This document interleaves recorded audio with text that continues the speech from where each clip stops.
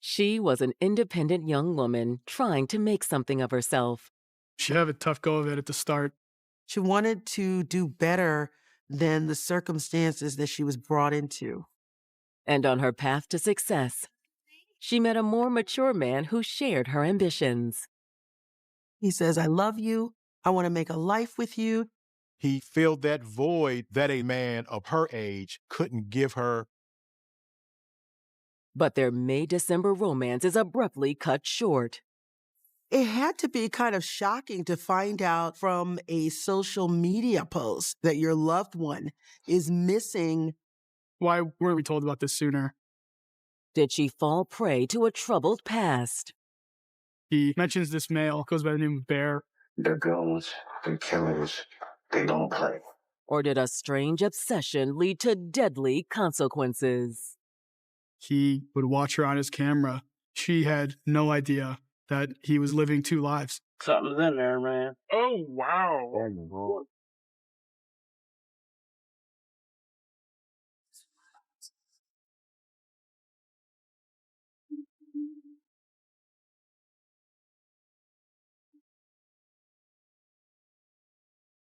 November 12, 2022. It's only a few weeks away from Thanksgiving in Cleveland, Ohio. In the city of Cleveland, a lot of people look forward to Thanksgiving because it reminds people of family. It gives us a chance to kind of huddle together and have kind of a respite from the day-to-day grinds of society. The leaves are turning. People are getting prepared to have their meals. And there's just a sense of excitement in the air. Cleveland resident Candy Moore is no exception. But on this chilly Saturday morning, as she's scrolling through social media, Candy sees a post that takes her breath away. It's a Instagram post from the account Cleveland Remembrance page. It's kind of like a unofficial neighborhood news source. The post mentions Candy's niece, 23-year-old Adriana Taylor. Adriana Taylor is missing. The post was from some friends that had given the page information that she'd been missing for quite some time. But this is the first time Candy is hearing about Adriana's disappearance. It had to be kind of shocking to find out from a social media post that your loved one is missing. At the time that the aunt finally saw the information, her niece had been missing almost 30 days. Concerned by what she's just read, Candy tries to contact Adriana, but her calls go straight to voicemail. That alarmed her. She thought something was going on that wasn't right. Your mind is spiraling. You're trying to figure out exactly how this could ever happen to you or your family member and how to fix it as quickly as possible. 23-year-old Adriana Taylor grabbed attention wherever she went. Her smile, her heart, she would talk to everybody, make everybody feel good. She was fun. She was such a loving and supportive person to the people that were around her. She was very generous. She would give you the shirt off her back. Adriana's inner light was all the more remarkable given her upbringing. She didn't have the easiest of lives. The parents weren't really in the picture all that much. She bounced around from family and friends. Adriana was one of 6 kids and pretty much was raised by her grandparents. It's common for people who don't have that relationship or that bond with their parents to not be able to flourish, but Adriana was able to beat those odds. She had been through some things, but had come out on top with a good heart and a good spirit. As soon as she was able, Adriana joined the workforce. She had a job at the distribution plant. She was a hard worker. She was out here trying to make a better life for herself by making an honest living. Adriana really was committed to living a life of stability and family because that was what she was missing and that's what she craved.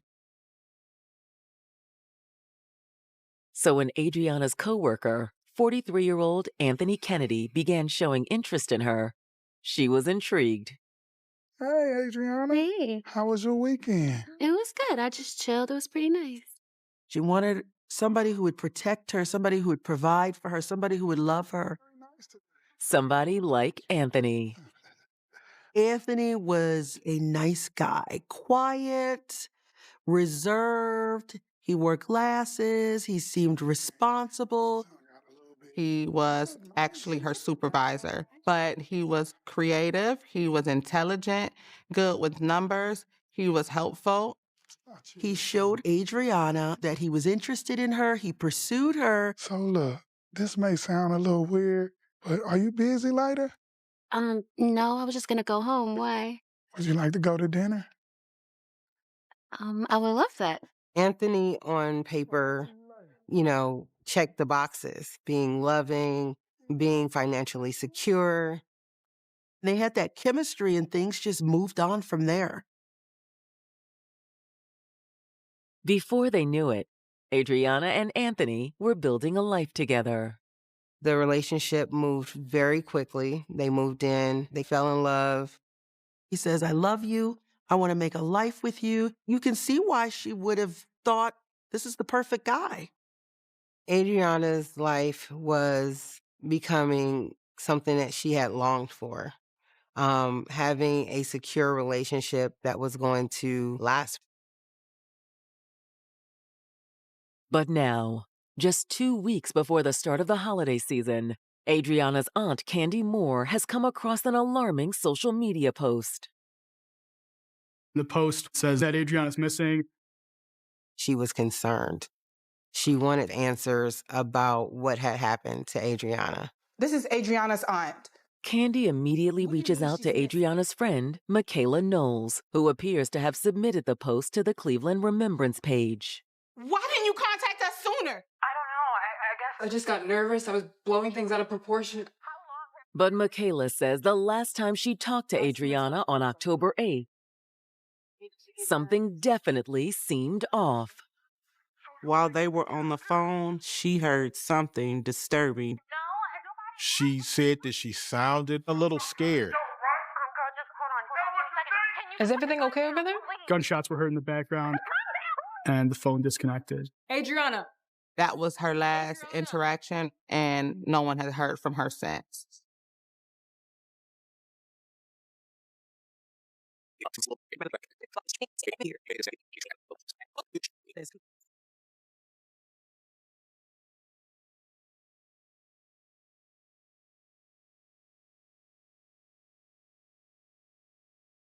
After overcoming a difficult upbringing, 23-year-old Adriana Taylor had finally found her footing in life. She had a good job. She had friends that cared about her. She also found the man she wanted to share a future with, her coworker, 43-year-old Anthony Kennedy. What she saw in Anthony was a maturity. Anthony filled that void that a less mature man of her age couldn't give her. But now Adriana's aunt, Candy Moore, is panicking after discovering that her niece hasn't been seen in over a month. The last time that anyone reportedly heard from Adriana, gunshots were heard in the background. Adriana. This is extremely concerning. It's a wonder why the friend didn't come right out and report that. And a lot of times, people just don't want to get that deeply involved. They don't know if it's really something, if it's really nothing. I am so sorry I didn't say anything sooner. I was just so scared. Within the African American community, there is a distrust of our police force. And it makes it hard to trust that they're going to follow through, they're going to care. Regardless, Adriana's aunt knows it's time to involve the authorities. So on November 13th, 2022, she contacts the Cleveland Police Department to report Adriana missing. She loved Adriana and she wanted her found. Thank you for coming in, ma'am. Now, it's our understanding the last contact anyone had with her was October. Is that correct? That's what I was told. We kind of learned that There seemed to be a little bit of strain with the family, and not speaking on a regular basis didn't seem super unusual. She didn't have contact with her family or even friends every day. Adriana's aunt tells the police that her niece has been living with a boyfriend, Anthony Kennedy. She also tells them about Adriana's disturbing final phone call. Her friend said that they were talking on the phone when she heard gunshots. The first thing that popped in my head was, why weren't we told about this sooner? Thank you very much. The timeline is very disturbing. Adriana was last seen in October, but she wasn't declared officially missing until almost mid-November. What happened in that time frame? We need to immediately jump on this investigation. Police start by heading to the rental Adriana and Anthony shared on the west side of town. They knocked on the door and no one answered. It didn't look like anyone was home. Detectives call Anthony and leave a voicemail asking him to contact them as soon as possible. And while they wait to hear back, they put out an APB on Adriana's car, a white Ford sedan. Upon finding out Adrienne had a car registered to her, I immediately took steps to find out if the vehicle's been towed, if it's in the impound lot, if it was, seen anywhere on any law enforcement databases. Police learned that Adriana's vehicle was last spotted by traffic cameras on October 12th, over a month earlier. Which was just a few days after her friend had spoken with Adriana. Adriana's vehicle was last seen traveling towards Pennsylvania. Cleveland police issue an alert for law enforcement in and around western Pennsylvania to be on the lookout for Adriana's vehicle. Our primary concern is, where is this car? But even though Adriana's vehicle is still in the wind, her boyfriend, Anthony Kennedy, has finally resurfaced. He agreed to come down to the police station for an interview. Once Anthony gets interviewed by detectives, his story is that Adriana has moved out of his house a month ago or so. She lived with you for a couple of months, but left about a month ago. Mm-hmm. So by the beginning of October? Beginning of October into September. Anthony says that while he and Adriana were in love a few months earlier, that changed fast after she moved in with him. Anthony told police that Adriana had a drug habit. Anthony says he first heard gossip about Adriana's drug use at work, but he refused to believe it. There's all these rumors, but I'm like, don't come to me in the room because unless I physically see it, I don't know, right? Then I found the little blue pills. He noted that the drug was fentanyl, and we know that there's an opioid crisis in America. And then she was staying with me, and it would disappear for a few days, stay 2 days, disappear for a day, stay 3 days, disappear for a week. Anthony claimed that she couldn't keep her job because she couldn't hold it together with all of the substance abuse.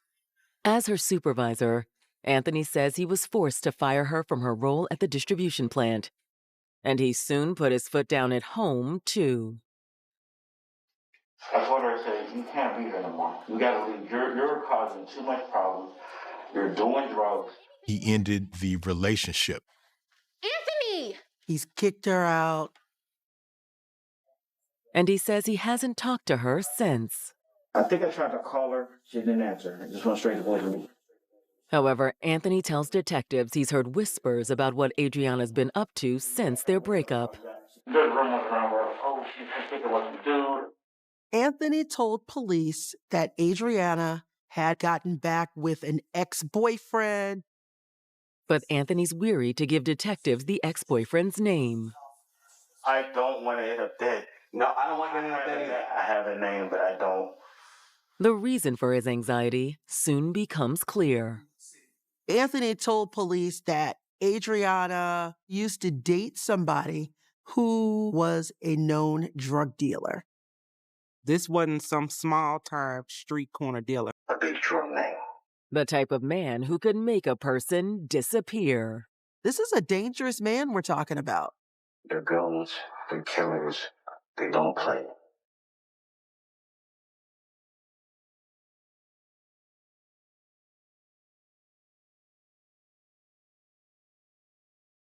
48 hours after 23-year-old Adriana Taylor was reported missing in Cleveland, Ohio, her co-worker turned boyfriend, Anthony Kennedy, has just given police their first lead. Anthony told police that Adriana had started using drugs and that maybe she'd gotten back with an ex-boyfriend who was a drug dealer. And I believe she's messing. I don't know if he's the kingpin or one of the bigger people there. However, Anthony is hesitant to tell the investigators everything he knows. Just hang tight. It's okay. All right? I don't want my life to be in danger. Okay. I don't want your life to be in danger either. Ultimately, Anthony pushes through his fear to give the police a name, or at least a nickname. Bear. Bear? Like the animal or the drink? Bear? Okay. He mentions this male, goes by the name of Bear, but alludes to the fact that he has something to do with her disappearance. I feel like my life's in danger now. I really do. The information I just gave you, I feel like my life's in danger. Anthony goes on to say he's heard rumors that Bear is expanding his drug operation. The guy that she was with was actually trying to expand into Pennsylvania. Could that explain why Adriana's car was last seen traveling in that direction? There was a possibility that this was the reason that Adriana was going to that area because of her new relationship with Bear. And if Bear is as dangerous a person as Anthony's saying, it's all the more reason police need to look into him. It's not something that the police can overlook. Police know drugs and violence go hand in hand. If something happened to Adriana, this could be the explanation. But before the detectives can make much headway in locating Bear, a new lead emerges from yet another state, West Virginia. Turns out Adriana's car was pulled over in West Virginia in October. The traffic stop occurred on October 3rd, a week before surveillance cameras spotted the vehicle heading toward Pennsylvania, and just a few days before Adriana's alarming phone call with her friend, Michaela Knowles. There were two people in the car. It's not known if the other passenger was Bear, but what is known is that there was possible drugs in the car. The officer who pulled them over noted that the car had illegally tinted windows and was seen leaving a known trap house. However, no drugs were located in the vehicle at that time. They were allowed to leave with just a citation for the tinted windows. The information investigators are hearing seems to line up with what they've learned from Anthony Kennedy. I told her you're causing too much problems. You're doing drugs. But where is Adriana now? And what about the man she was last seen with? We followed up on these leads. We reached out to hospitals, some of the shelters, normal places where you would expect someone that maybe had OD'd or was looking for some kind of help would turn up. And we found no trace of that at all. And it was like she just vanished. At this point of the investigation, there now seems to be more questions than answers. But then, detectives receive a promising phone call from their colleagues in Pennsylvania. We received information from a small suburb of Pittsburgh that they had towed her car. It was just abandoned on the street in a no parking zone. I don't know where the car was at exactly, but put them on a dirt and tires. Obviously, it's been sitting a while with these leaves and stuff. Cleveland investigators think this could be the break they've been waiting for. We got pretty excited when we found out that her car had been found. Now, again, we have another tangible lead that we can follow. However, when Cleveland detectives arrive in Pennsylvania to examine Adriana's vehicle themselves, their hopes soon turn to new fears. They notified us that they found quite a bit of cleaning solution throughout the vehicle. There were several spots of blood spatter. Alarm bells rang.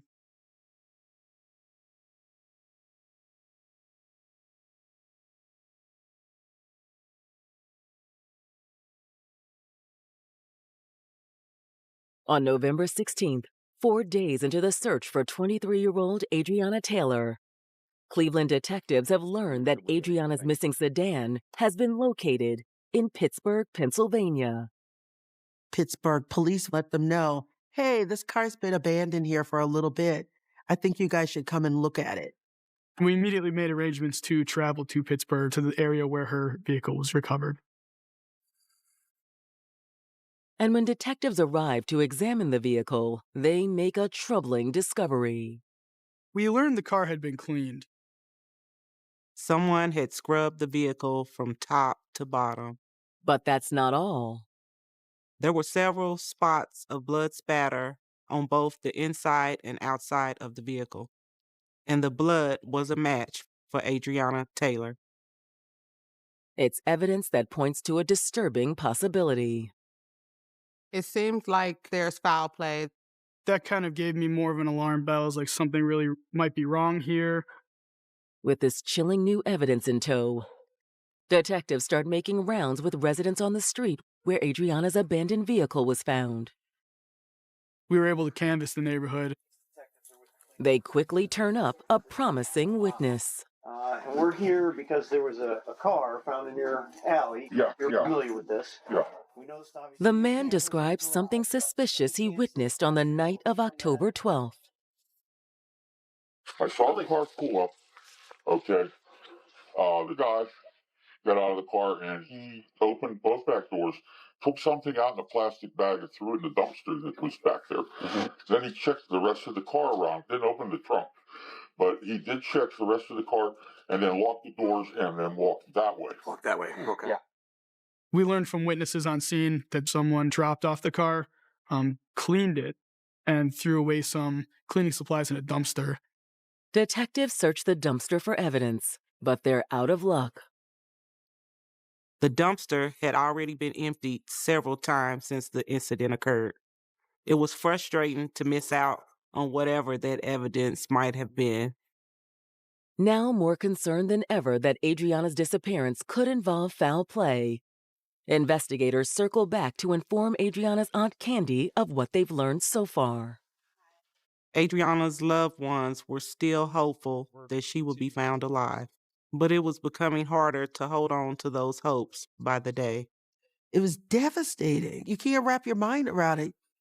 Hoping to verify the leads they've gotten from Anthony Kennedy, detectives inquire about Adriana's alleged drug use.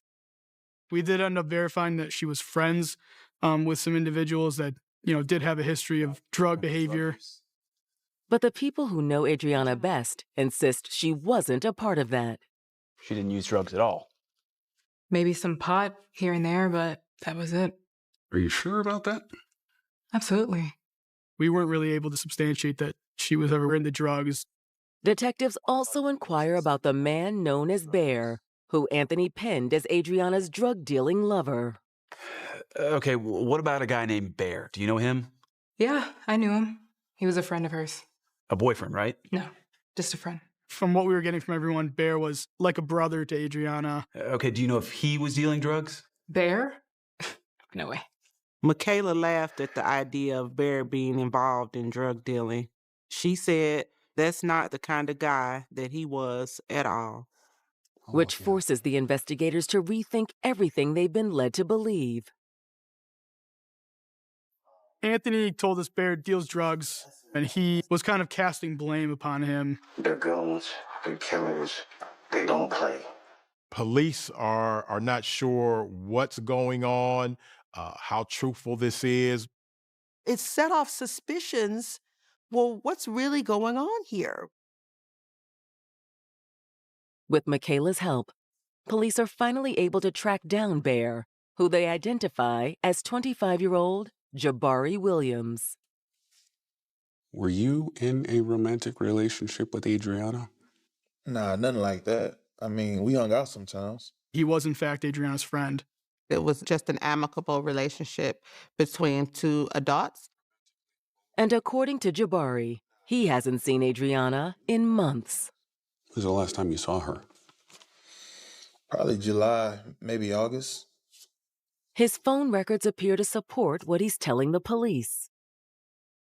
Other than what Anthony had told us about Bear, there was really no link between Bear and Adriana around the time of her disappearance. Now with Bear in the clear, all roads lead back to one man, Anthony Kennedy. It just seemed like Anthony had created a scapegoat almost, and wanted us to believe it was Bear. Hoping to learn more about Anthony's relationship with Adriana, detectives head to the distribution plant where they both worked.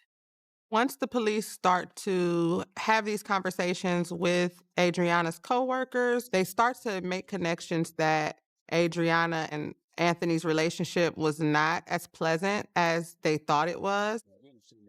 According to coworkers, the couple's relationship had been a source of trouble from the beginning. Anthony had actually been written up at one point because of his relationship with Adriana. As her direct supervisor, he shouldn't have had any kind of, extracurricular relationship with her. The 20-year age gap between them also made some of their colleagues uncomfortable. The age difference was somewhat alarming. What it says to me about Anthony is that he was looking for someone who he would be able to maybe manipulate or even control. When detectives ask Adriana's coworkers about the circumstances under which she was fired, they realize Anthony has misled them once again. Adriana was let go, but she was not let go, the distribution center said, because of drugs. She was ultimately let go because of 2 no-call, no-shows. Her firing happened in early October, around the same time she went missing. That would mean that Anthony Kennedy's version of what happened seemed to be a lie. In the weeks after Adriana disappeared, employees say that Anthony's behavior grew increasingly alarming. Anthony told one of their coworkers that he had cameras installed in their home to be able to see what Adriana was doing. He has almost like an obsession with her. He would watch her on his camera. He talked about her constantly. Anthony's coworkers tell detectives that when a rumor began to spread in October of 2022, his obsession evolved into jealousy. There was some rumors going around that there was a video out there of Adriana engaging in sexual activity with another man that worked at the distribution center. What are you laughing at? Nothing, man. Just a video we found online, dude. Chill. It was never proven that this was true, but this was certainly something that Anthony himself heard. We learned from coworkers of Anthony that he made some offhand comments that he's going to kill her because of this alleged infidelity in their relationship. She's done. What's his problem? But as investigators dig deeper, they're shocked to discover Anthony was the one making moves behind closed doors. Anthony was living a double life. We learned that he was actually married.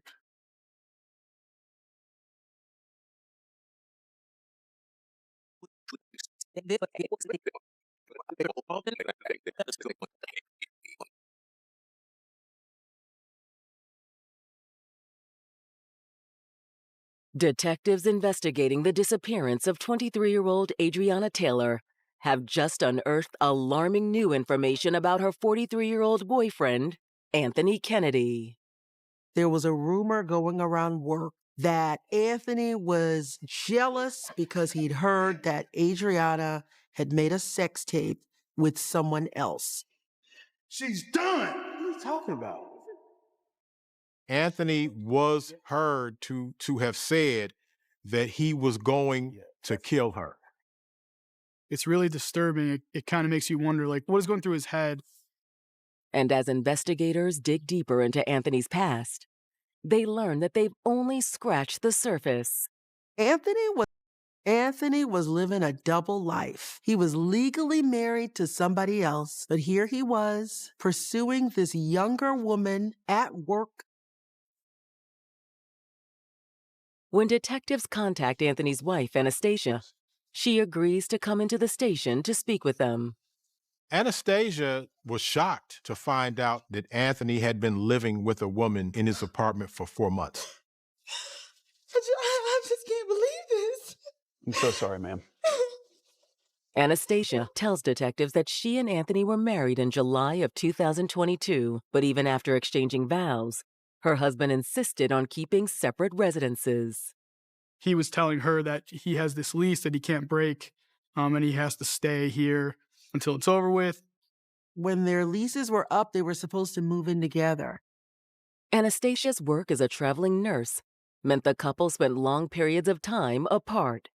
She had not seen Anthony in the whole month of October. She had no idea that he was essentially living two lives.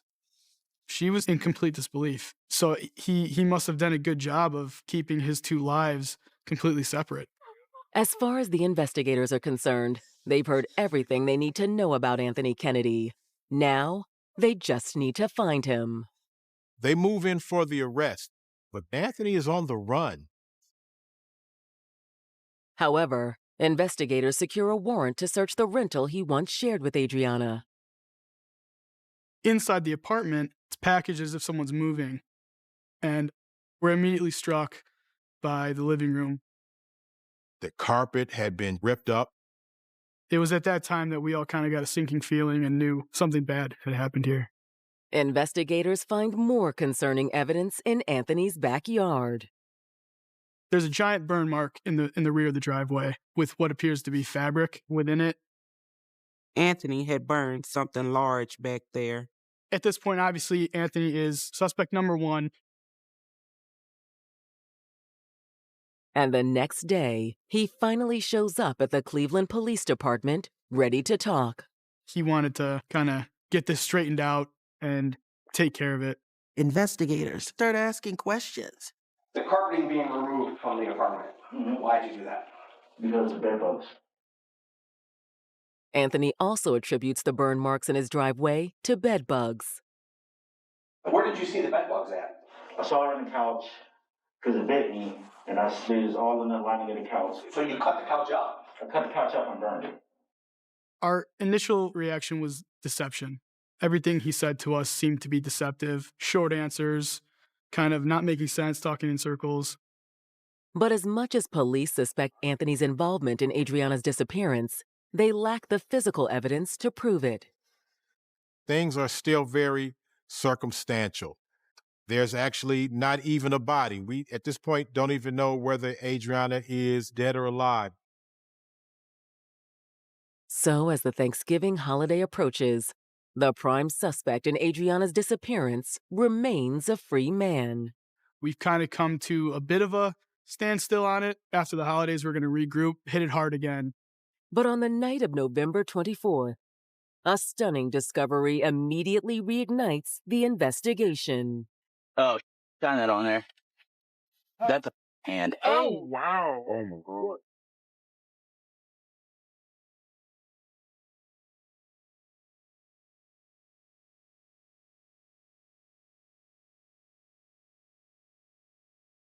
Two weeks after 23-year-old Adriana Taylor was reported missing, the investigation into her disappearance has come to a standstill. The police had suspected that Adriana's boyfriend, Anthony Kennedy, was behind her disappearance.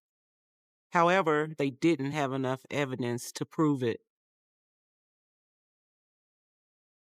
But at 11 p.m. on the night before Thanksgiving, as Cleveland investigators lay sleeping, police 140 miles away in Pittsburgh, Pennsylvania, are responding to an alarming 911 call. The landlord is calling police because a suspicious male appeared to be digging in his backyard, and he's watching the whole thing live on his cameras. By the time police arrive, the mystery man has fled. He was back here for an hour. We had him on camera. Dude, that submitting. Yeah. That's weird. It was immediately suspicious, and the landlord wants the spot dug into. He wants to know what he's doing back there. Okay, let me try to get on that side and I'll try to lift it up. Ultimately, the police kind of moved the debris, fresh, wet concrete, underneath all of this. Something's in there, man. I hope it's not a dead body. Shine that on there. That's a hand. Oh, wow. Oh, my God. After radioing for backup, officers speak to the landlord's tenant, who had been living inside his rental property for several months. They showed her the security video and she instantly recognized the man on the tape. So this guy's your relative? He's my brother. What's your brother's name? Anthony Kennedy. When news of these events reaches Cleveland, the detectives working Adriana's missing persons case are stunned. I woke up Thanksgiving morning to about 100 missed calls and come to find out that they had found Adriana's body in Pennsylvania. And there was Ring camera footage. I was in disbelief. Like, all of our jaws were on the floor. Like, it's very rare to discover a buried body, let alone capture the whole thing on 4K HD video. An autopsy soon confirms just how Adriana died. Adriana was killed with a single gunshot wound to the top of her head. From the angle, it appeared that she had to have been laying or sitting at the time she was shot. Investigators believe Adriana was killed not long after she spoke to Michaela Knowles on the phone for the last time. And when they receive video footage seized from Anthony's home security cameras, their suspicions are confirmed. On the day that we're pretty sure Adriana is killed, Anthony comes home from work, distraught, rips down the camera, and at the same time, inside the home, you see Adriana wearing the exact clothing that she was found buried in. Although what happened next wasn't caught on camera, investigators are confident they now know how Adriana died. When Anthony takes that camera off, it really just tells us that he intends to do something bad. Police believe that Adriana and Anthony got into a fight. A fight over a videotape that didn't exist. They started arguing over the supposed videotape of Adriana sleeping with another man. How could you do this to me? Anthony, you need to calm down. I didn't do anything to you, okay? You're a liar. Lying about... Everybody at work talking about What it. are you talking about? Nobody said anything. Whatever it is, it might be a lie. He thought that Adriana was cheating on him. He felt betrayed and angry. Investigators believe that during a break in the argument, Adriana made a phone call to her friend, Michaela. But what are you up to? But Anthony wasn't done. So you think you can just disrespect me, right? Girl, just hold on. Give me 1 second. Anthony was waving a gun around and began firing. Calm down, Anthony, please! However, police believe the gunshots Adriana's friend heard on the phone weren't the ones that killed her. We believe that she was shot laying down on the couch, possibly even shot taking a nap, which is the reason for the couch being burned in Anthony's backyard. It's completely premeditated. It's unfeeling. It's horrific. After Adriana was dead, Anthony came up with a plan to hide her body in the backyard of his sister's rental home, 140 miles away in Pittsburgh, Pennsylvania. When he became a suspect in the investigation, he started to worry that he hadn't done a good enough job. As police closed in on him, Anthony returned to his sister's rental the night before Thanksgiving to improve the burial. And thanks to the landlord's surveillance camera, it was all caught on tape. Between the first burial and the second reburial, the landlord had actually signed up for a free trial to Ring. Unfortunately for Anthony, he picked the time to rebury the body right in the middle of that free trial. There's some kind of divine intervention. Investigators are now confident they have the evidence they need to charge Anthony with Adriana's murder. He's obviously dangerous, so it was our top priority to get him in custody. A lawyer reaches out to us and says that he's been retained by Anthony's family, and this lawyer negotiated his surrender. Anthony eventually turns himself in and immediately starts talking about a plea deal. Once he was in custody, it was a lot of conversation between lawyers, but he ended up taking a plea. Despite Anthony's willingness to plead guilty, the court shows him little mercy.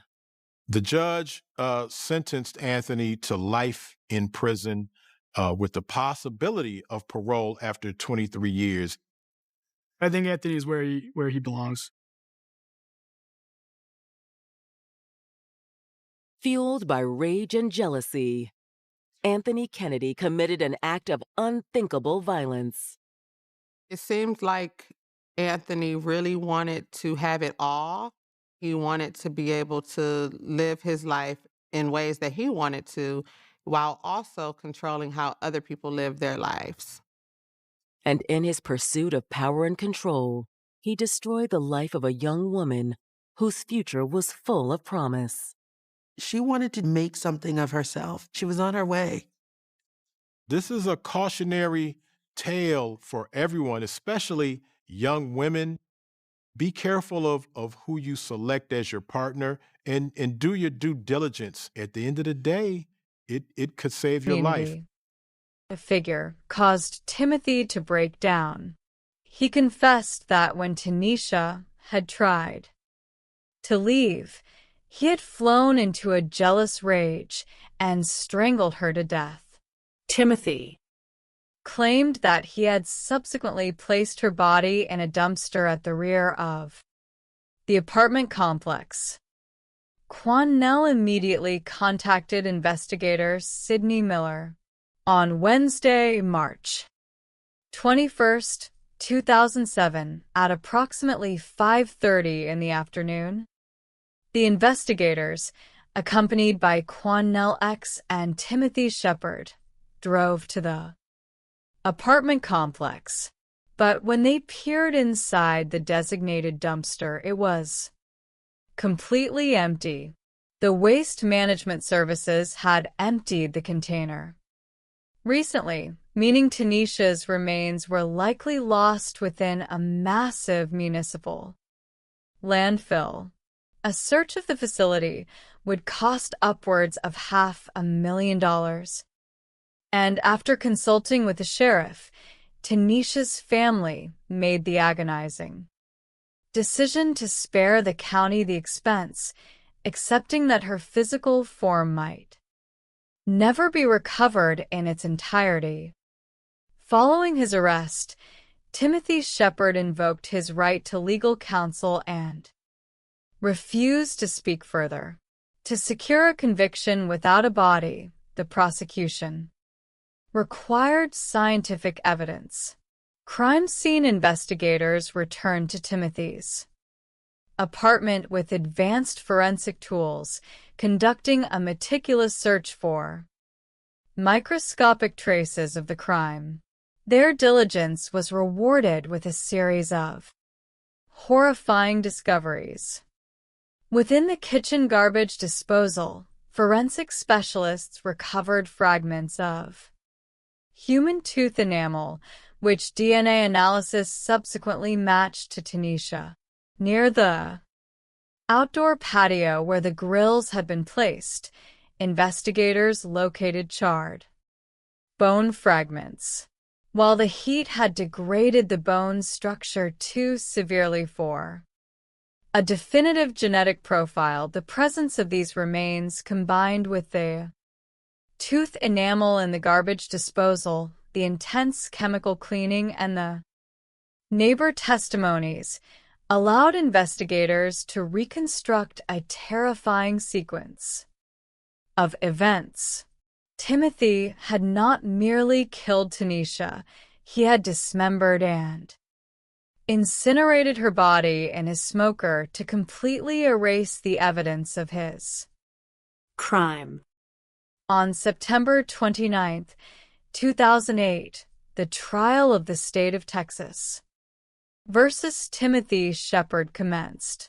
The prosecution faced the immense hurdle of presenting a homicide case without a complete body, relying on circumstantial evidence and scientific fragments. They argued that Timothy's motive was rooted in absolute control, preferring to destroy Tanisha rather than allow her to pursue a brighter, independent future with another man.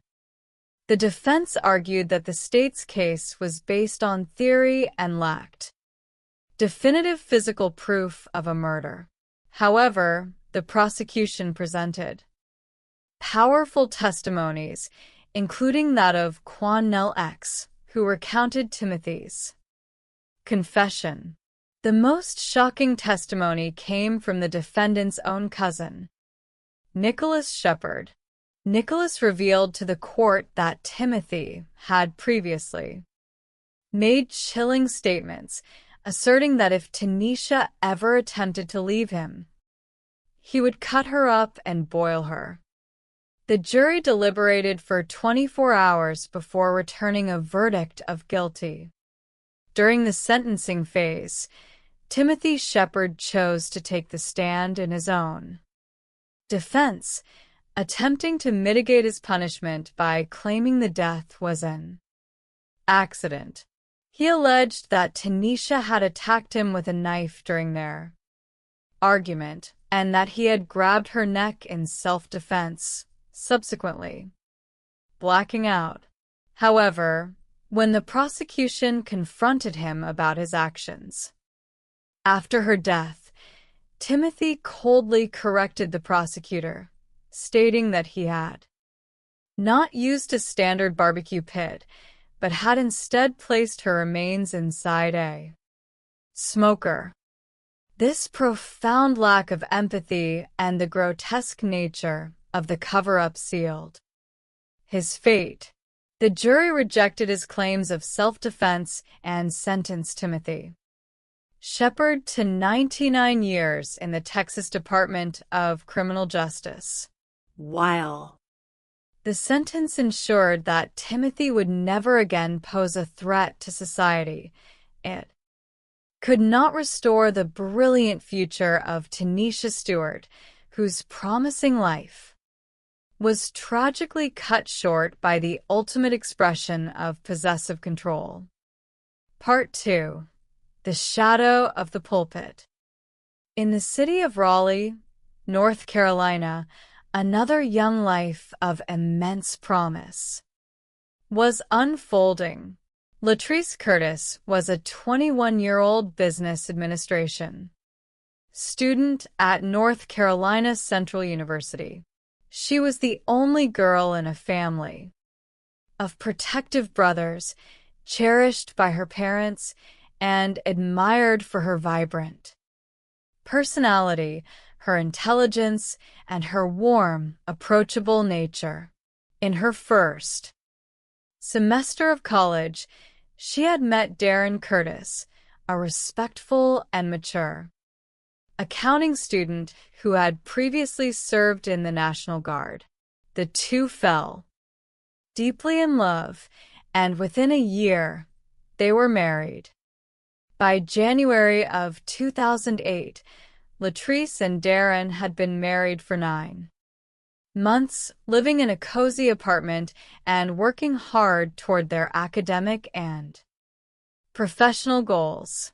But on the morning of Wednesday, January 30th, 2008, at approximately 7:30, commuters traveling along Interstate 540 spotted a figure lying in the grass beside the roadway. Emergency responders arrived to discover the body of a young woman who had been brutally and repeatedly stabbed. The crime scene was horrific. The victim had sustained over 40 stab wounds to her face, neck, chest, and torso. Her jugular vein and carotid artery had been severed, and her vocal cords had been cut. The sheer violence of the attack suggested an intense, highly personal rage. Nearby, her hand showed significant defensive wounds, indicating she had fought desperately for her life. Darren Curtis, driving to work on that very highway, noticed the backed-up traffic and the police tape. A half-mile further down the road, he spotted a white vehicle that perfectly resembled his wife's car. Overcome with panic, he returned to the scene, where detectives confirmed his worst fears. The victim was Latrice The investigation began with an examination of Latrice's abandoned vehicle.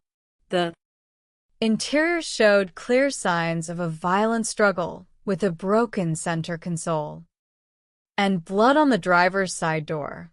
Forensic teams collected DNA samples from the steering wheel and the victim's fingernails, sending them to the state crime laboratory for urgent analysis.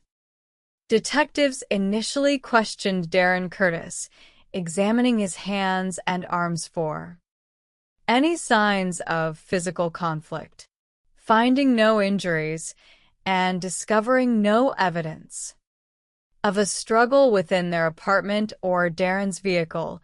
Investigators cleared him of suspicion. However, the autopsy of Latrice's body revealed a critical clue. A condom was recovered from her vaginal canal with no physical injuries, indicating sexual assault. This suggested that Latrice had engaged in a recent consensual sexual encounter. Subpoenaed phone records revealed that in the hours leading up to her death, Latrice had exchanged numerous phone calls with a number belonging to Stephen Randolph. Stephen was a prominent student and basketball player on the university campus, harboring serious aspirations of joining the National Basketball Association. When investigators contacted him, Stephen initially claimed they were merely classmates and friends. However, when presented with the phone records and the forensic findings, Stephen admitted to a passionate, secret sexual affair with Latrice. He explained that on the night of January 29th, Latrice had visited his residence. During their encounter, the condom had become lodged inside her, and, despite their efforts, they could not retrieve it. Latrice left his home around 10 o'clock in the evening, intending to remove it at her own home. Afterward, Stephen claimed he drove to the apartment of his girlfriend, Velma Newton, where he stayed until 1 o'clock in the morning. He asserted that Latrice had repeatedly called his phone past midnight, expressing extreme anxiety about the possibility of becoming pregnant. To verify his account, detectives interviewed Stephen's roommate, a 43-year-old local pastor named Robert Reeves. Reeves, known to his congregation as the Bishop, was a highly charismatic motivational speaker and a respected figure in the local religious community. Reeves confirmed that Stephen rented a basement apartment in his home. He stated that on the night of the murder, he had seen Latrice's car parked outside before he left for a church service at 8:15 in the evening. When he returned at 11:30, both Stephen's and Latrice's vehicles were gone. Reeves also mentioned that Stephen had told him about the frantic late-night phone calls from Latrice regarding the condom, suggesting that Latrice was seeking a long-term relationship that Stephen did not want, potentially threatening his athletic career. This information initially cast a dark shadow of suspicion over Stephen Randolph. However, as detectives continued to probe, the narrative began to shift. A search of Stephen's apartment and vehicle yielded no physical evidence or weapons, and his girlfriend, Velma, adamantly defended his character. Velma also revealed that both she and Stephen had been subjected to a series of anonymous, threatening phone calls and text messages demanding that Stephen end his relationship with her. Furthermore, Stephen's vehicle had recently been targeted by an act of vandalism, with all 4 of his tires being slashed. The breakthrough in the case came from an unexpected source. State Trooper Isaac Cooper contacted detectives regarding a routine traffic observation he had made on the night of the murder. At approximately 1:30 in the morning, Cooper had observed a disabled vehicle parked on the shoulder of Interstate 540, close to where Latrice's body was later found. Running the vehicle's registration, the trooper discovered it belonged to Pastor Robert Reeves. This discovery placed the pastor's car at the precise location of the homicide. During the estimated time of death, detectives immediately summoned Robert Reeves for further questioning. When asked why his vehicle was parked on the highway, Reeves denied being there, claiming he was home asleep and suggesting that Stephen Randolph must have borrowed his car. However, investigators noticed deep scratches and abrasions on the pastor's hands and arms. Reeves claimed he had sustained the injuries when he and Stephen fell while moving a heavy desk. When detectives questioned Stephen about this incident, Stephen denied that any such accident had occurred, stating they had not moved any furniture. More disturbingly, Stephen revealed a series of bizarre interactions with the pastor. He claimed that Reeves had repeatedly made inappropriate, highly personal inquiries about his sexual experiences and physical attributes. On one occasion, the pastor had offered to waive Stephen's monthly rent in exchange for sexual favors, an advance that Stephen had firmly rejected. Investigators subpoenaed the pastor's phone records, revealing that the blocked anonymous threats sent to Stephen and Velma had originated from Robert Reeves' personal cellular phone. It became clear that the outwardly respectable minister harbored a pathological, consuming obsession with his young roommate. Driven by intense jealousy, Reeves could not tolerate the idea of Stephen engaging in romantic or sexual relationships with women. The final piece of the puzzle fell into place when the State Crime Laboratory completed its analysis of the DNA evidence. Deoxyribonucleic acid recovered from the steering wheel of Latrice's abandoned vehicle matched Robert Reeves. The scientific evidence was irrefutable. The pastor had followed Latrice as she left his home, forced or persuaded her to pull over on the dark highway, and brutally ended her life in a frenzied attack born of displaced sexual frustration and jealousy. On September 29, 2009, Robert Reeves stood trial for first-degree murder. The prosecution presented a compelling case, detailing the pastor's secret life, his obsession with Stephen Randolph, and the digital and physical evidence connecting him to the crime scene.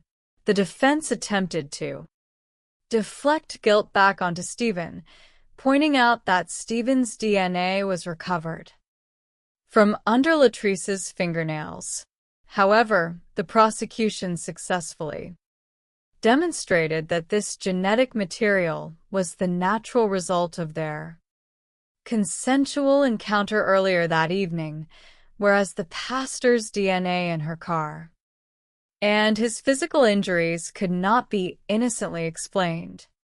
On October 9, 2009, the jury found Robert Reeves guilty of first-degree murder. He was sentenced to life imprisonment without the possibility of parole. The conviction exposed the profound hypocrisy of a man who used his position of spiritual authority to mask a predatory nature, leaving a young husband and a devoted family to mourn a life of infinite possibility. Part 3. The Final Call. In the quiet community of Little Elm, Texas, another complex psychological drama was unfolding within the ranks of local law enforcement. Wayne Irby was a 37-year-old police officer, a 6-year veteran of the force who was widely respected for his dedication, his friendly demeanor, and his commitment to community policing. Wayne was an outgoing individual, a devoted father, and a man who took pride in his uniform. In 2003, while patrolling his beat, Wayne noticed an open garage door at the home of Denise Miller. Denise was a 36-year-old divorced mother of 2 children, Whitney and Walter. She had recently moved to the area from Kansas City, Missouri, seeking a fresh start after her marriage ended. She was successful, managing a local liquor distribution business, and had purchased a beautiful home for her family. Wayne stopped to advise Denise to close her garage door to prevent thefts. Presenting his professional card, the brief interaction sparked a mutual attraction. Soon after, Wayne returned to ask her out, and the two began a passionate, exclusive relationship. Wayne bonded quickly with Denise's children, and on the surface, they appeared to be a happy, blended family. However, beneath the exterior of domestic bliss, deep-seated trust issues began to surface. Denise possessed an intensely jealous and possessive nature, frequently accusing Wayne of infidelity due to his friendly and outgoing interactions with women on his beat. In December of 2003, the tension erupted into physical violence. Denise showed up unannounced at Wayne's rental home, suspecting he was with another woman. When she observed a female associate's purse on the table, she banged on the door repeatedly. When Wayne opened the door to defuse the situation, a violent altercation ensued. Denise attacked Wayne, scratching his face and leaving him with a severe black eye. Although Denise initially filed a domestic violence complaint against Wayne, she withdrew it the following day, admitting she had fabricated the allegations out of anger. Despite these warning signs of pathologically insecure attachment, the couple continued their relationship, eventually purchasing a home together in 2004. But the cycle of suspicion, constant monitoring, and dozens of daily phone calls continued to erode Wayne's patience. Feeling smothered and exhausted by the volatile dynamic, Wayne decided to move out, renting a separate home across town.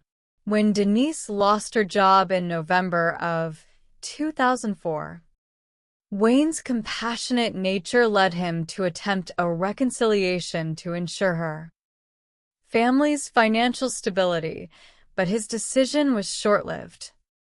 By early December of 2004, Wayne realized the relationship could not be salvaged and resolved to end it permanently.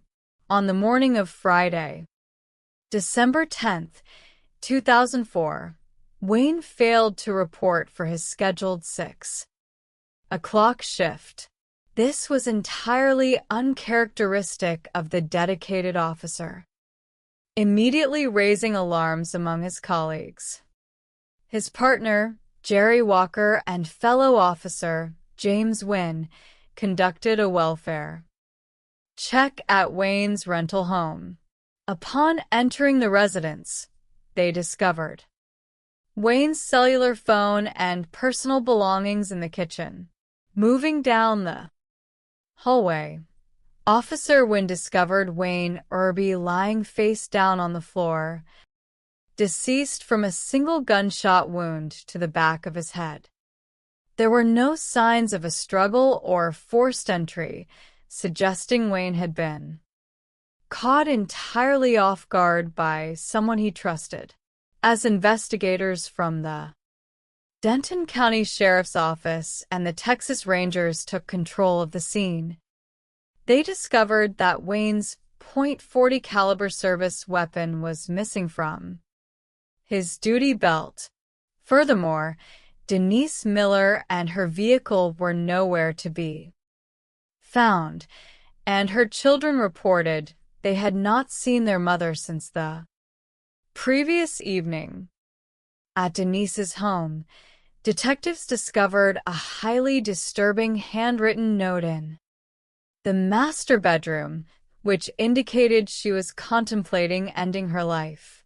On the kitchen island of Wayne's rental home, investigators located a second note, written by Denise, which read, "I'm sorry I took both of our lives. Please contact our moms." This functioned as an explicit confession, suggesting a double tragedy had occurred. An all-points bulletin was issued for Denise Miller and her vehicle. At approximately 4 o'clock in the morning on Saturday, December 11th, 2004, the night manager of a hotel in Gainesville, Texas, received an urgent call from a guest room. Upon entering the room with maintenance staff, they discovered Denise lying on the floor, suffering from a self-inflicted gunshot wound to her head. Beside her lay a .25 caliber handgun. Inside the room, investigators also recovered Wayne's missing .40 caliber service pistol. Interestingly, the larger weapon had jammed because a bullet had been loaded into the chamber backward, preventing Denise from firing it. She had subsequently used the .25 caliber handgun, which belonged to her stepfather, to shoot herself above the eye. Denise was rushed to a trauma center, surviving the critical injury but sustaining severe brain damage. The bullet's trajectory left her partially paralyzed, blind in one eye, and suffering from profound retrograde amnesia. When questioned by Texas Ranger Tracy Murphy at her bedside, Denise appeared entirely disoriented. She remembered her children and her past, but she possessed absolutely no recollection of the shooting of Wayne Irby or her own subsequent suicide attempt. Psychologists and medical professionals noted that such amnesia could be a genuine physiological response to severe head trauma combined with the psychological defense mechanism of the brain blocking out an unspeakable act of violence. However, the legal system required accountability.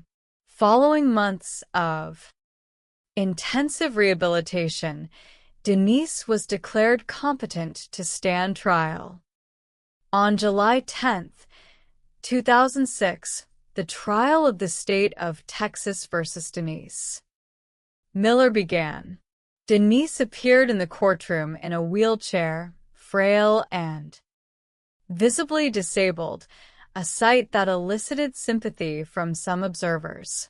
The defense argued that Wayne's death had been a tragic accident, pointing to a third note recovered from the hotel room in which Denise had written that she did not mean to hurt him and had panicked. However, the prosecution presented a powerful, science-based case to refute the accident theory. Forensic experts demonstrated that the .25 caliber handgun used to kill Wayne required between 4.5 and 5 pounds of pressure to pull the trigger, making an accidental discharge highly improbable. Furthermore, ballistics confirmed that Wayne had been shot directly in the back of the head, a trajectory inconsistent with an accidental struggle. The prosecution argued that Denise, driven by a toxic mix of rejection and possessive rage, had traveled to Wayne's home with a loaded firearm, confronted him, and shot him when he turned his back to end the argument. Her failure to call for medical assistance, her flight from the scene, and her explicit written confessions further solidified her guilt. On July 12, 2006, after less than an hour of deliberation, the jury returned a verdict of guilty of first-degree murder, recognizing her severe physical limitations and the self-inflicted punishment she would carry for the rest of her days. The court spared her the death penalty, sentencing Denise Miller to 62 years in prison. It was a somber conclusion to a relationship that began with a protective gesture and ended in a senseless act of possessive violence. The lessons of truth. These three tragic narratives, though distinct in their locations and individuals, share a common, profound psychological thread. They illustrate the extreme danger of pathologically possessive love, where one partner's inability to accept the autonomy of another leads to a catastrophic escalation of violence. Timothy Shepard, Robert Reeves, and Denise Miller each acted out of a desperate, twisted need to control, possess, or eliminate the individuals who challenged their fragile egos. In Timothy Shepard, we observe the tragedy of a young woman's independence being viewed as a personal insult, met with a grotesque attempt to completely erase her existence. In Robert Reeves, we see how a respected public facade can mask a deeply disturbed, obsessive interior, resulting in the senseless sacrifice of an innocent young wife. In Denise Miller, we witness the devastating path of a chronic jealousy, which ultimately consumed both the life of a dedicated public servant and her own physical and mental well-being. Yet, amid the darkness of these crimes, the dedication of the law enforcement officers, the scientific precision of the forensic teams, and the courage of community members shine brightly. Through their tireless efforts, the truth was unearthed, the false narratives were dismantled, and justice was ultimately served. By understanding these psychological dynamics, society can become more vigilant, recognizing the early warning signs of possessive control and offering support to those in need, ensuring that the light of promise is never again eclipsed by the shadow of obsession. The anatomy of volatile passion and forensic investigation. The human mind possesses a remarkable capacity for devotion, yet when affection curdles into obsession, the consequences can be catastrophic. As we examine the cases before us from the perspective of criminal psychology and meticulous forensic science, we observe a recurring pattern. Individuals driven by deep-seated insecurities, pathologically possessive tendencies, and a desire for control frequently dismantle the very lives they claim to cherish. Through the diligent work of law enforcement officers, forensic scientists, and community advocates, these dark acts are systematically brought into the light of justice. The Tears of Little Elm, the case of Denise Miller and Wayne Irby. In the quiet landscape of North Texas, the town of Little Elm and the nearby city of Gainesville became the backdrop for a tragedy that illustrated how quickly a domestic partnership can dissolve into violence. To understand the psychological trajectory of Denise Miller, we must first examine the events of December 11th, 2004.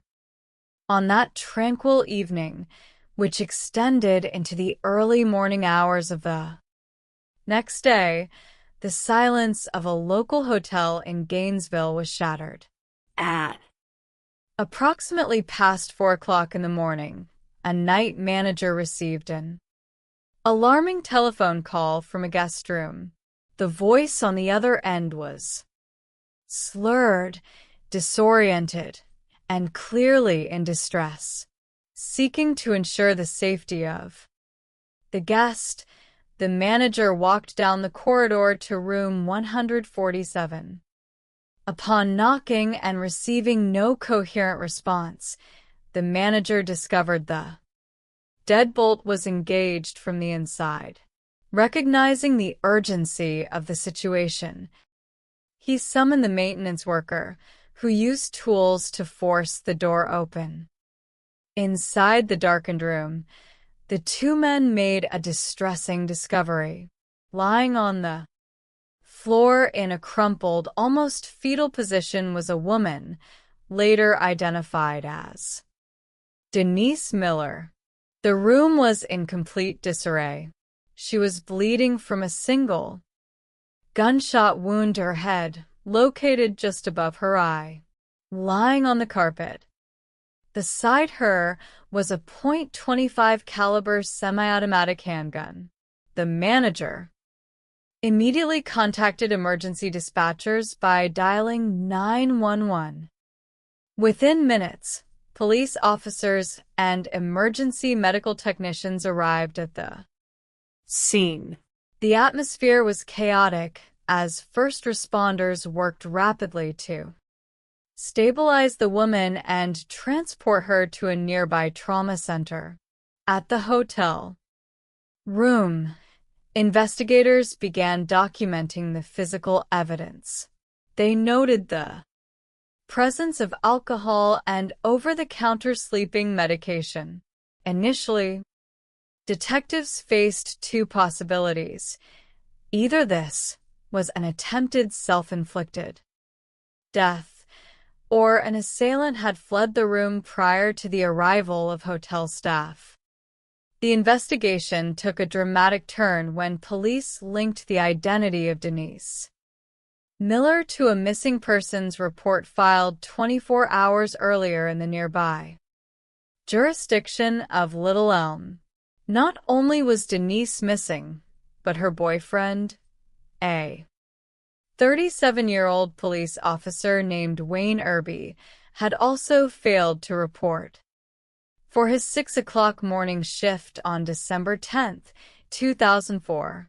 For a dedicated 6-year veteran who is known to arrive early and take immense pride in his uniform, such an absence was unprecedented. Red flags were raised across the department. To comprehend the dissolution of this relationship, we must look back to its inception. Denise Swall had grown up in Kansas City, Missouri, where she was known as a popular, vivacious young woman. At 22 years of age, she married her college sweetheart and subsequently gave birth to 2 children, Whitney and Walter. By 1995, however, the marriage had ended in divorce. Seeking a fresh start, Denise relocated her family to the Dallas suburb of Little Elm in the late 1990s. She secured a lucrative position with a liquor distributor, managed her finances prudently, and built a beautiful home for her children. In 2003, Denise answered a knock at her front door. Standing on her porch was Officer Wayne Irby, who had stopped to politely inform her that her garage door had been left open, making her home a potential target for neighborhood thefts. He presented his business card, and the brief encounter left a positive impression on Denise. Wayne was a highly sociable, charismatic officer who was well liked on his beat. It was not long before he returned to invite her to dinner. The courtship progressed rapidly, and the two became exclusive. Wayne was embraced by Denise's children, and on the surface, they appeared to be a stable family unit. However, beneath this polished exterior, deep psychological fractures were forming. Denise possessed an intense fear of abandonment, which manifested as severe jealousy. She frequently accused Wayne of engaging in inappropriate interactions with other women on his beat. Wayne, known as an outgoing personality, denied these accusations, but the constant suspicion eroded their mutual trust. In the spring of 2004, despite their ongoing arguments, the couple attempted to solidify their commitment by purchasing a home together. Living under the same roof, however, only amplified their conflicts. A few months later, Wayne decided the relationship was no longer tenable and moved into a rental home across town. Yet, when Denise lost her employment in November of that year, Wayne's protective instincts led him to reconcile with her so that she and her children would not face housing insecurity. This reconciliation was short-lived. By early December, Wayne had reached a definitive conclusion that he needed to end the relationship permanently. On December 10th, 2004, when Wayne failed to appear at the police station, his partner, Jerry Walker, and Officer James Wynn began a systematic search. They obtained a key to Wayne's rental home from his landlord. Upon entering, they discovered Wayne's cell phone and fanny pack on the kitchen counter, which was highly uncharacteristic for an active officer. Moving down the hallway, Officer Wynn stopped and instructed his partner to halt. Lying face down on the floor was Wayne Irby. He had been killed by a single gunshot wound to the back of his head.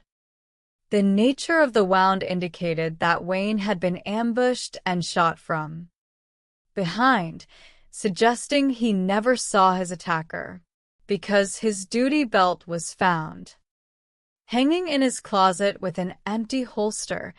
Investigators realized his service weapon was missing. A subsequent search of the residence Wayne shared with Denise revealed a handwritten suicide note written by Denise. It expressed a deep sense of despair and fatigue. More tellingly, at Wayne's rental home, investigators discovered a second note on the kitchen island.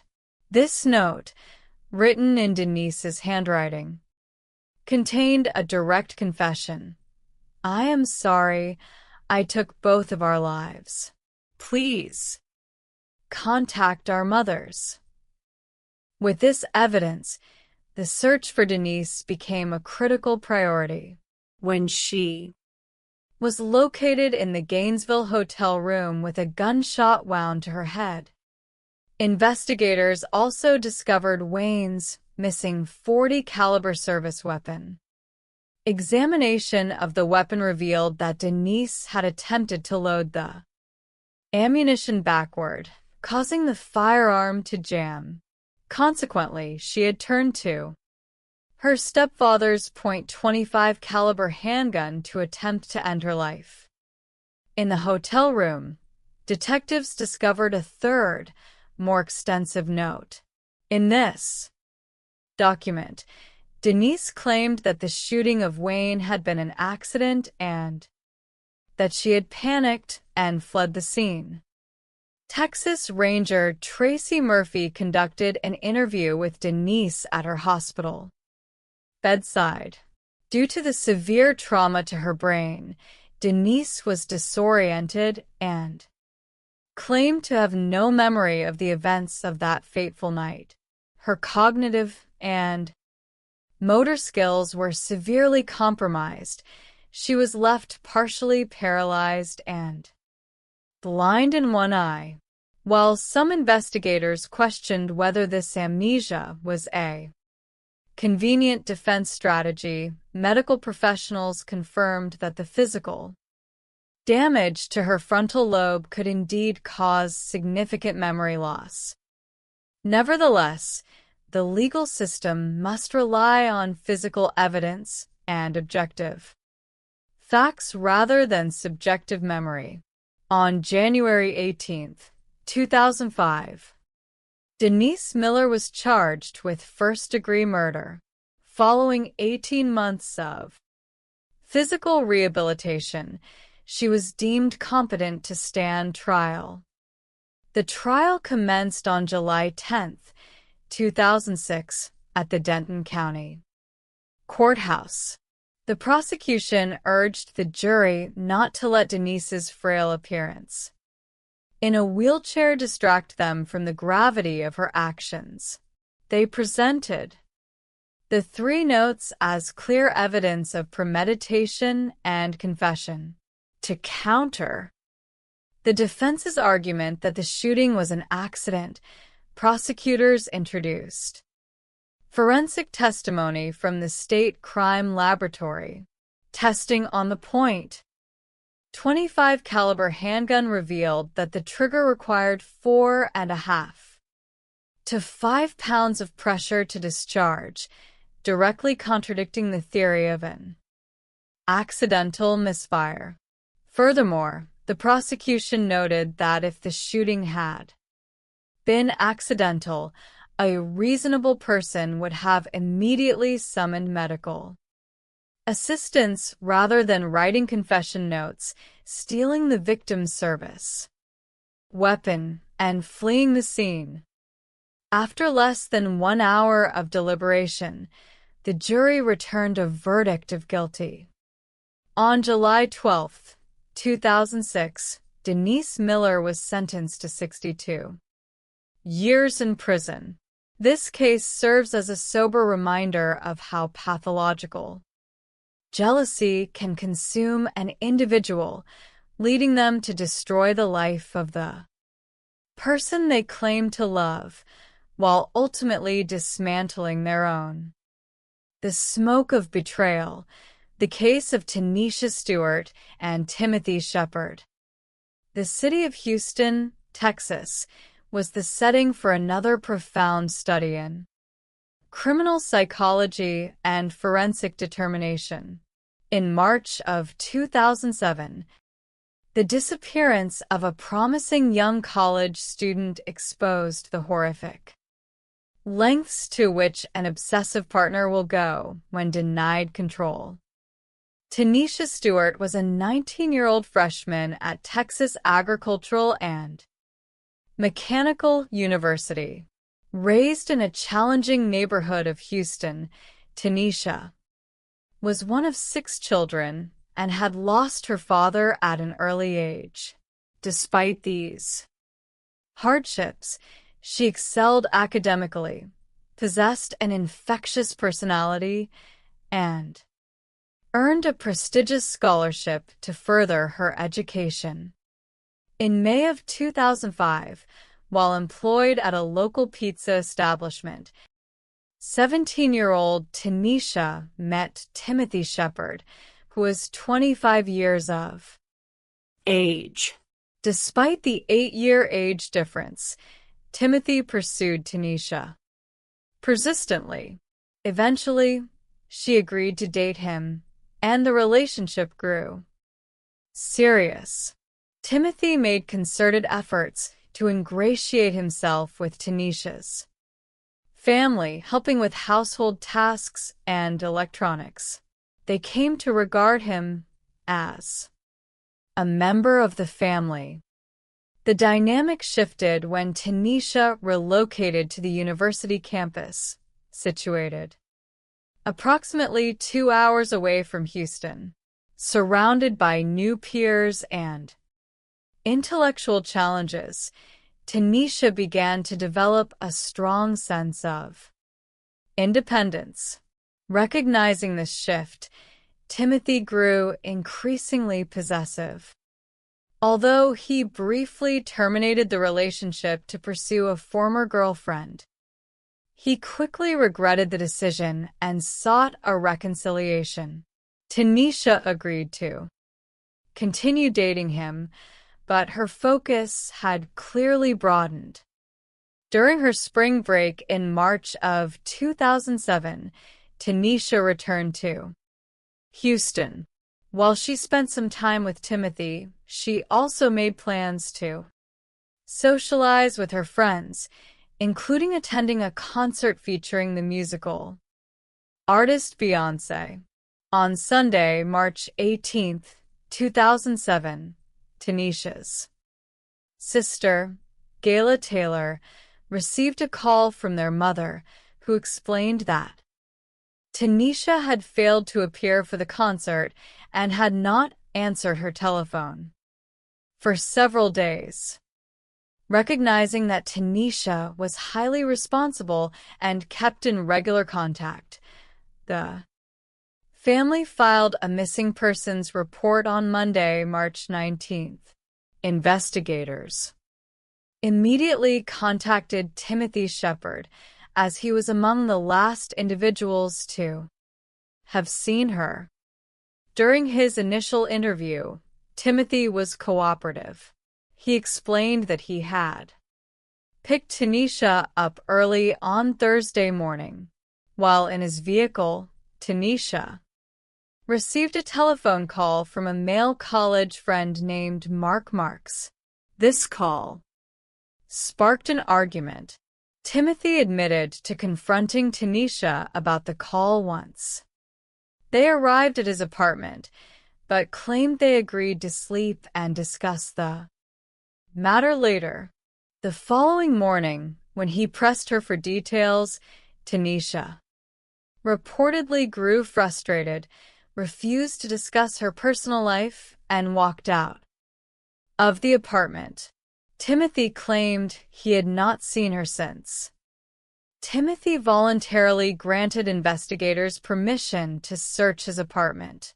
At that stage, detectives found no obvious physical evidence of foul play or a struggle. Timothy was permitted to leave, and the investigation pivoted to Mark Marks. Mark Marks, a 19-year-old student, was brought in for questioning. He cooperated fully and revealed that he and Tanisha had developed a close relationship. According to Mark, Tanisha was planning to terminate her relationship with Timothy permanently so they could be together exclusively. This revelation provided a powerful motive for Timothy, as his fear of losing control over Tanisha had reached a critical threshold. Furthermore, investigators verified Mark's alibi. He had been attending a gathering on South Padre Island at the time of Tanisha's disappearance, entirely removing him from suspicion. As detectives focused their attention back on Timothy, they began interviewing neighbors at his apartment complex. Several residents reported highly unusual behavior occurring the day after Tanisha vanished. Specifically, Timothy had been operating 2 outdoor grills continuously over the weekend. The smoke was so dense and uncontrolled that neighbors had contacted the fire department. When firefighters arrived, Timothy claimed he was preparing a large quantity of meat for an upcoming church gathering of nearly 200 people. One firefighter noted seeing raw meat soaking in a bathtub inside the apartment, which supported Timothy's explanation at the time. However, another neighbor reported a separate, deeply suspicious detail.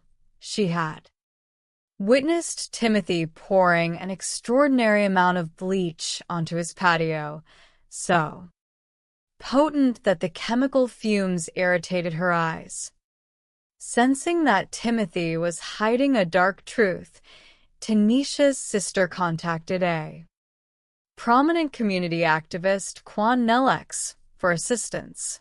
Interestingly, Timothy's family had also reached out to the activist, claiming that the police were attempting to frame Timothy. Quan Nellex arranged a private meeting with Timothy in the bathroom of his apartment, believing the location would prevent any potential surveillance. In that enclosed space, Quan Nellex confronted Timothy directly, asking him to look him in the eye and speak the truth. Under intense psychological pressure, Timothy broke down. He admitted that when Tanisha refused to discuss her relationship with Marks, he flew into a violent rage and strangled her to death as she attempted to leave the apartment. Timothy further claimed that he had placed her body in a dumpster located at the rear of his apartment complex. Quan Nellex immediately contacted investigator Sidney Miller. Alongside other detectives, they escorted Timothy to the designated dumpster. To their dismay, the dumpster had been recently emptied. Investigators learned that the contents of the dumpster had already been transported to a massive regional landfill. A thorough search of the landfill would cost approximately $500,000, with exceedingly low prospects of recovering any remains. In a display of profound dignity, Tanisha's family requested that the county not expend these public resources on a futile search. Following his arrest, Timothy invoked his right to legal counsel and ceased cooperating with the authorities. To secure a conviction without a body, the prosecution required indisputable physical evidence. Crime scene investigators returned to Timothy's apartment to conduct an exhaustive forensic search. Their diligence yielded critical results. In the kitchen, forensic technicians dismantled the garbage disposal and recovered microscopic bone fragments and tooth enamel. Subsequent laboratory analysis confirmed that the enamel matched Tanisha's dental records. Outside, near the patio where the grills had been operated, investigators located charred bone fragments. The horrifying reality of the crime became clear. Timothy had mutilated and incinerated Tanisha's remains in a desperate attempt to erase all evidence of his deed. The trial of Timothy Shepard commenced on September 29, 2008. The prosecution faced the challenge of proving murder beyond a reasonable doubt using circumstantial and trace forensic evidence. They presented the recovered tooth enamel, the neighbor accounts of the continuous grilling, and the testimony of Quan X. Crucially, the prosecution